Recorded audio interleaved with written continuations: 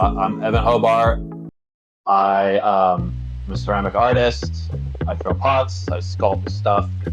I'm also an educator. I'm an art educator. It's a huge part of my identity. I love working with my hands, and I appreciate people who appreciate my work. And I put it out there for people to enjoy it. Take it or leave it as you want. You know where to find me.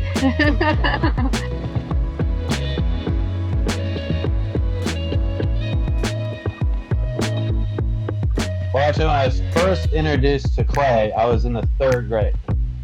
My parents were both teachers and busy, and they're always kind of looking for me to be doing after school stuff, out in the San Rafael Valley. And, art, like there was a handful of like artists out there in private studios that they were teaching like kids and adults classes. So I took a class with Barbara, who owns the studio now, in 3rd grade.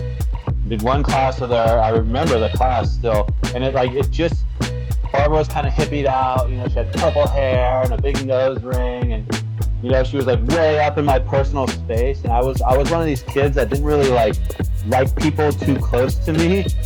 And I remember she kind of weirded me out. And my mom picked me up, and my mom was convinced I was going to love ceramics. She's like, "What did you think of the class?" And I remember being like, "I hated it. Like, I never want to do ceramics again."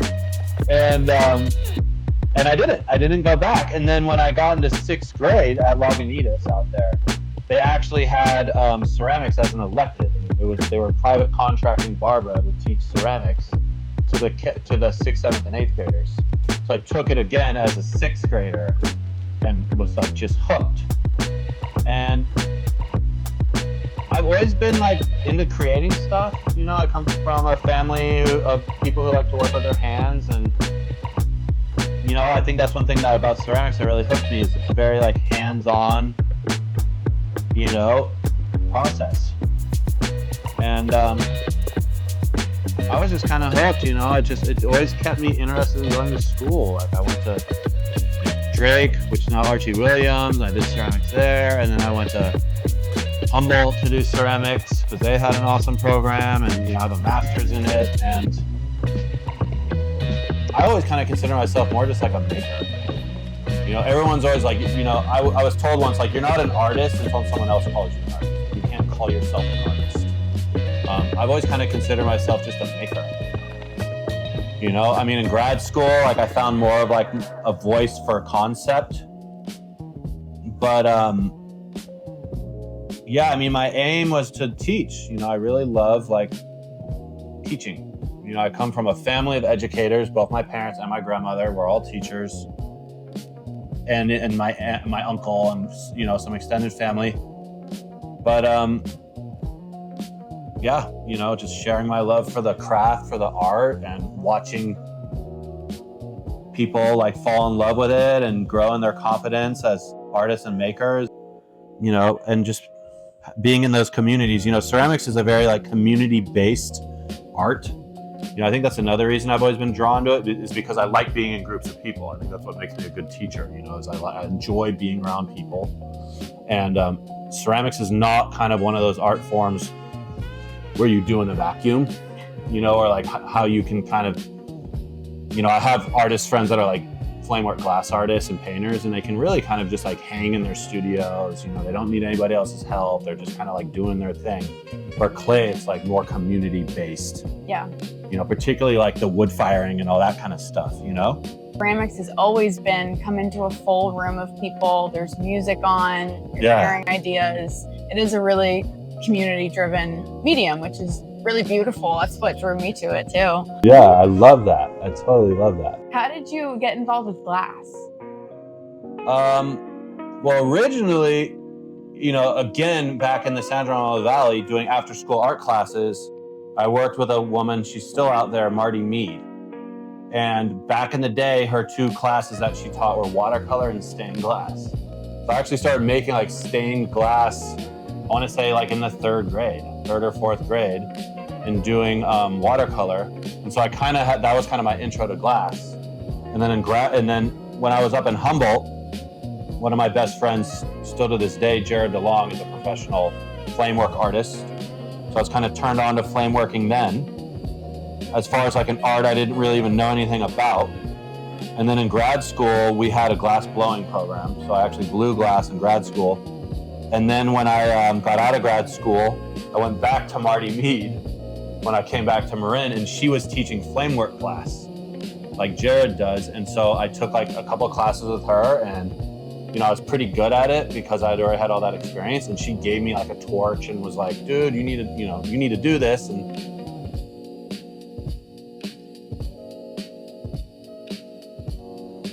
you know, I just bringing it in as a mixed media aspect, you know, just because as a material, you know, it like captures light, you know, and that's cool. And I feel like it works pretty good with ceramics. And, you know, I can also use it as like a conceptual undertone, you know, like glass represents fragility, you know, so like when I'm making these you know, dragons or dinosaurs with like glass claws, you know, it says something about like strength and fragility and, you know, all that kind of stuff. So it's not a relaxing art for me though, like ceramics. Yeah.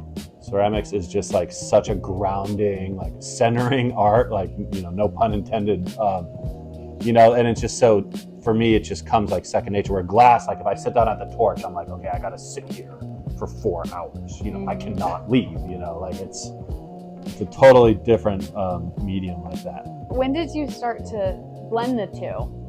Because the dinosaurs and the dragons, the glass does so much work there in the narrative, and it works so well, especially in the eyes and the teeth and the claws. Yeah. It fits really naturally together, but how did you come to that conclusion or start playing with that? Well, again, like, you know, I was saying earlier, like I'm a very like process forward artist, and I'd been doing glass and clay separately. But then I was like, oh, how can I incorporate, you know, glass into ceramics? And I was already like making dinosaurs, and I was like, oh, like the claws, you know, or the eyeballs, you know, it was like kind of where I got started in the teeth too.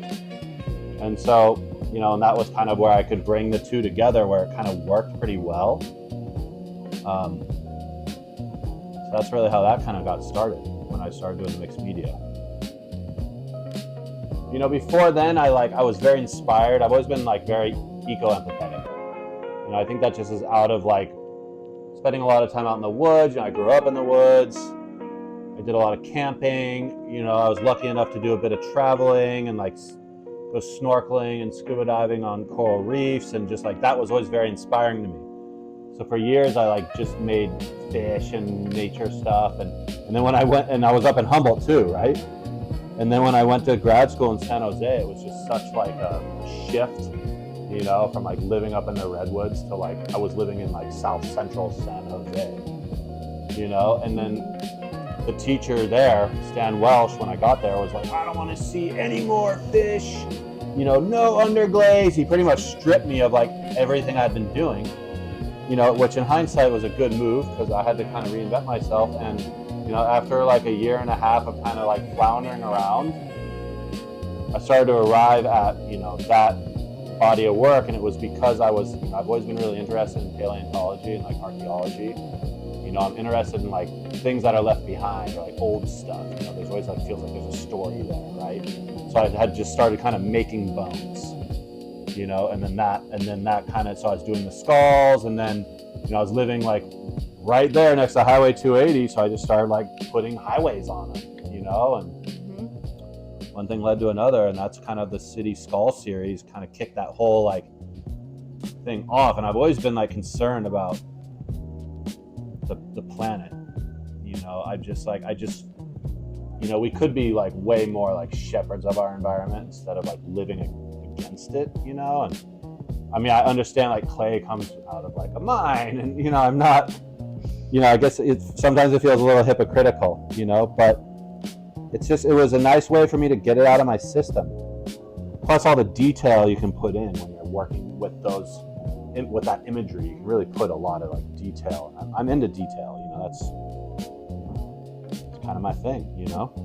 Yeah, and with detail and working with glass and working with stoneware, where does unpredictability come into your process? Because things can blow up in a kiln, things can crack. What's your relationship like with your process when things It's pretty good. I mean, it's pretty good. I mean, when you're making skulls have cracks in them. You know, I just kind of celebrate it. I'm like, it's part of the process. It doesn't really matter, you know? And I think that's another thing I love about ceramics is that unpredictability, you know? Can you tell me a bit about what you're working on now and what inspired you to go in that direction? Yeah, I mean, again, it's kind of born out of process. You know, like the city skulls and the dinosaurs and the arm works, you know, the spirit works. Like they just take a lot of energy and a lot of time to make those works. And you know, those parts it's all hand sculpted. You know, and I do really enjoy throwing on the wheel. You know, and it's like, well, you know, I kind of want to get back to that. You know, and like the urns, you know, the urns play into it. You know, the urns are, you know, they're vessels of death. I mean, or they're celebratory, you know, vessels of life. However you want to think about it. You know, but you know, it still plays into that, like, you know, my fear of like mortality and you know, dealing with our own demise and you know, again, being like concerned about global climate disaster or what may have you, right? But you know, I think after being like so caught up in concept, needing to make like heavy conceptual works, I'm like, I just want to like celebrate beautiful objects, you know. And like with my baby on the way, I'm like, I want to kind of celebrate life, and you know, like that's kind of where I'm at right now. And you know, and I can kind of work through with the smaller objects. I can also work through like different like glaze techniques faster. You know, I can try new stuff and like glaze layering, and I'm not so like invested in the one object, you know, the one big piece. It's nice too. It feels like there's a through line back to the idea of community in ceramics, that functional works. Quite literally, you make a vase to bring someone flowers, you make an urn to honor someone's life. There's so much connection in that, in making something for someone or to share with other people.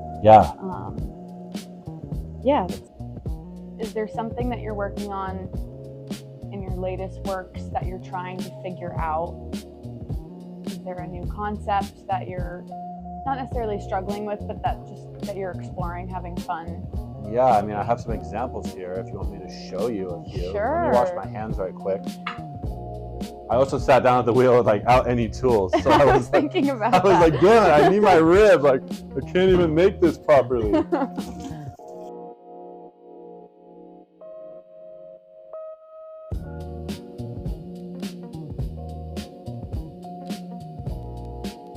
Does it ever cross your mind, because it does for me, the permanence of ceramics?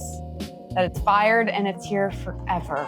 Here for thousands and thousands of years. Yeah. Yeah, I know. That's really cool in your works that talk about human impact. Yeah. So, how does that play into your creation of it and your relationship with it after it's finished? Yeah, I mean, that's a huge part behind the sculptural works. They're like a time capsule, you know, that tell a story about a certain point in time. I often fantasize about, you know, humans being all long gone, but there's still all these like funky ceramic pieces buried or whatever, you know. Again, that's that archaeology like aspect, you know. Yeah, I wonder if someone came across your work in either a few decades or a few hundred years. It definitely tells a story. Well, you know, I always felt too, it's kind of like the job of the artist to like talk about hard social issues and to talk about things that people aren't willing to face. You know? I think about that a lot, especially with the idea of people living with your artwork. Especially, I always think of my mom. She's always talking about like, "Ooh, I really like that, but the subject matter could be tough to live with every day." Which is totally true. Yeah. But it's also our responsibility in a way, and it can be beautiful and you can live with it and it doesn't hurt you every day, but it prompts important conversations too. Yeah. Yeah, I love that, you know, and I think again, like going back to the more like conceptual works, I was always like wanted to make work, and I even do it, I guess, with the cups too, that like draws you in. And the more you spend time with it, the more you start to discover things. It's almost like a Where's Waldo. You know, you look at the glass claw and you're like, oh, this is actually a human skull. You know, and if you happen to have a black light and you shine a black light at it, oh, what? This glows. You know, like, you know, there's levels there. There's like layers to it, you know? Yep. That's awesome. Yeah.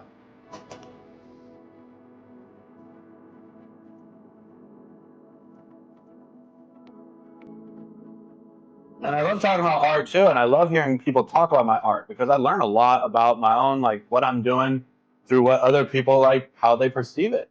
Mm-hmm. You know, it was a huge part of me in grad school is like hearing professors or other students like talk about my work. And I'm like, oh, that's actually a really cool like way to look at this. You know, I didn't think of that. Like, that's great, because there are those artists out there that are a bit protective over what their intention was or what the narrative was that they were trying to accomplish. Yeah.